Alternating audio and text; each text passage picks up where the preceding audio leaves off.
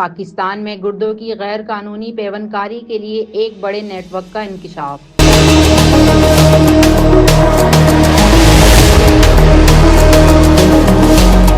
F آئی اے نے مزید 2 اہم ملزمان کو گرفتار کر لیا ہے، جن پر 150 سے زائد غیر قانونی کڈنی ٹرانسپلانٹ کرانے اور جعلی دستاویزات کے ذریعے سرکاری منظوری حاصل کرنے کا الزام ہے۔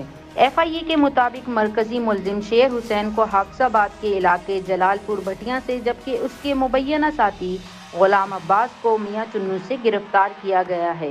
تحقیقات کے مطابق یہ گروہ مالی مشکلات کا شکار مزدوروں، دہاڑی دار کارکنوں اور بھٹا مزدوروں کو معمولی رقم کا لالچ دے کر گردے حاصل کرتا تھا۔ حکام کا کہنا ہے کہ اس نیٹ ورک نے مبینہ طور پر 150 سے زائد غیر قانونی کڈنی ٹرانسپلانٹ کرائے، جبکہ ہر آپریشن کے عوض مریضوں سے تقریباً 60 لاکھ روپے وصول کیے جاتے تھے۔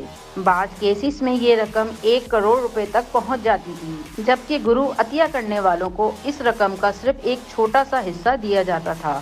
ایف آئی اے کے مطابق گرفتار ملزم پنجاب اور اسلام آباد سے ڈونر تلاش کرنے کے لیے سب ایجنٹس کا جال چلاتا تھا اور پہلے سے گرفتار یورولوجسٹ کے لیے 50 سے زائد ڈونر کا انتظام کر چکا تھا۔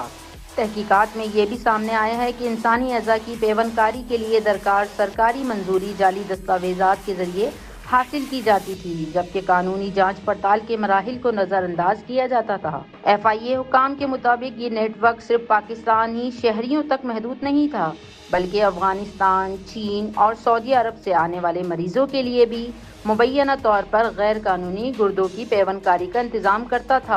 غریب افراد کے اعضاء کو فروخت کر کے کروڑوں روپے کمانے والا اس مبینہ نیٹ ورک کے مزید انکشافات سامنے آنے کا امکان ہے۔ آپ اس معاملے میں کیا رائے رکھتے ہیں؟ کمنٹس میں ضرور بتائیں۔